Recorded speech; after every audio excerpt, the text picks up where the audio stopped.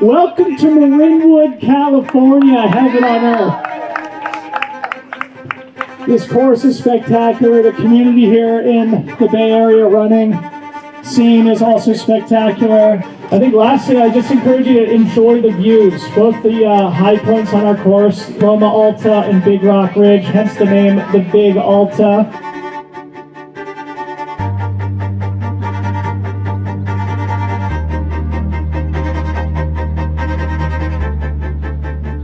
Racing is a chance to put yourself out there. If I wanted to just grind solo on my treadmill and put out impressive Strava files and cool videos with Cody, that would be a really cool life and I'd like it, but I really want to put myself into the arena of competition.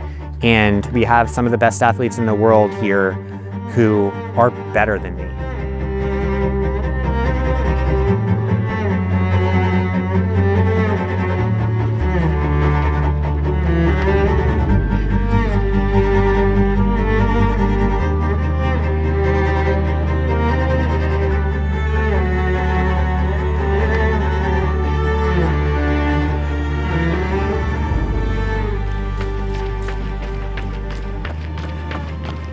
Love you guys. Cody, love you, man. Love you. What a reflection on the community, you know? Yeah. You got this.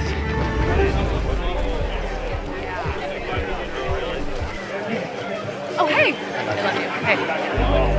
We got this. We have a special motto here at the Big Alta.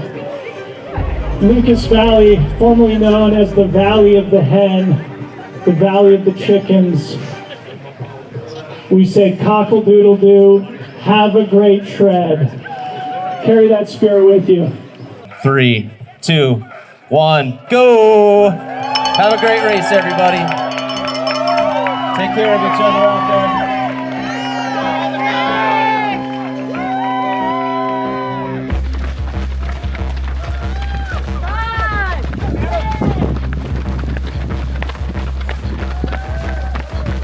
What's so unique about this one is it's incredibly steep with over 7,000 feet of climbing, but it's also very, very fast. I know I can hang on the downhills, actually. Like I'm confident in that. I do not know that about the uphills. And so very early on in this race, I'm gonna be taking risks. I'm gonna be holding onto wheels. This is a bike race in my head, where even though drafting is not important in running in the same way, I can't afford to lose the feet of Eli and Eddie, who I assume are going to be pushing the pace. Because if I do, even if I have a great day later in the race, they're going to be too far ahead to catch. And so that's the risk, is do I race conservatively for podium, or do I race aggressively for a win, if racing aggressively for win might lead to a higher chance of, you know, getting very well acquainted with death. And I don't know, shoot or shoot.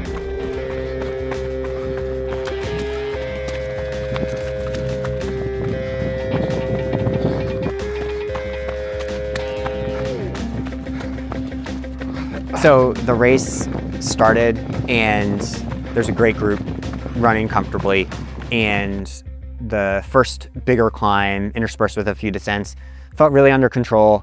Got to see Megan at mile 8 and it was awesome. We did a great bottle handoff. I thought it was like really well executed. Woo! Fast! Amazing. Good job.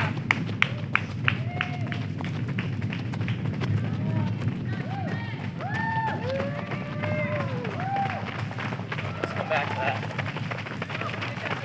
Thanks. Love you. Feel great. So great. Love you. Love you.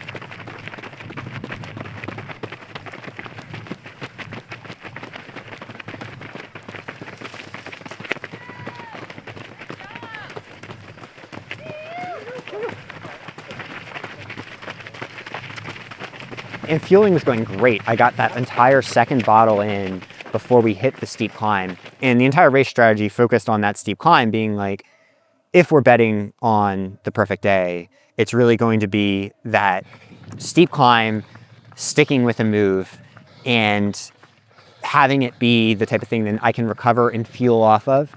And then even if I'm not able to stick on Eli, I'm able to stay in a good place for, you know, a podium finish. And what ended up happening is the steep climb actually felt pretty good.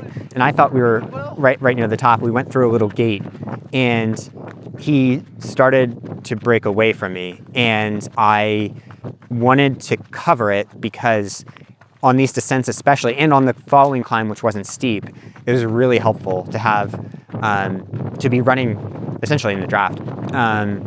And so I was able to catch back up to Eli right over the top of that climb. And yeah, I think in retrospect, like I probably flooded my system with a little bit too much lactate, just based on my heart rate data. It didn't really feel like it at the time. I felt fine.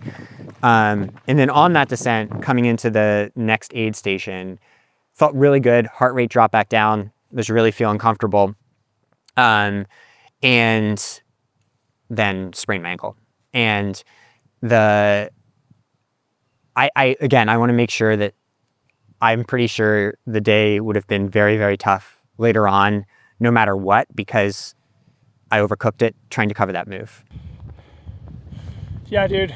You're amazing. Once we started going back uphill, I just wasn't able to put out enough power to really run in an engaged way.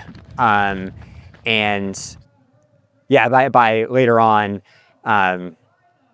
it started to become pretty clear that, like, not that I was doing damage to the ankle, but that it wasn't gonna allow me to run super efficiently.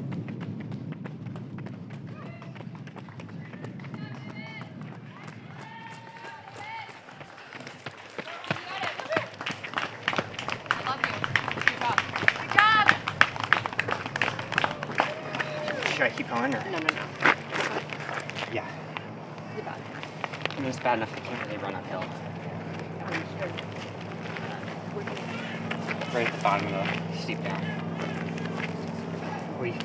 No.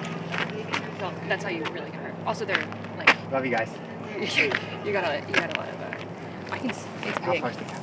It's big. Don't turn off your watch.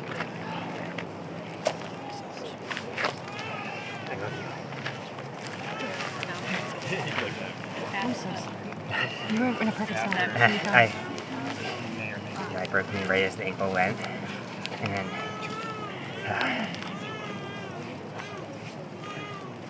I'm just gonna get Ollie right there. Oh, is that Ollie? Yeah. He smells you. He smells you. He's like, Daddy. Sorry.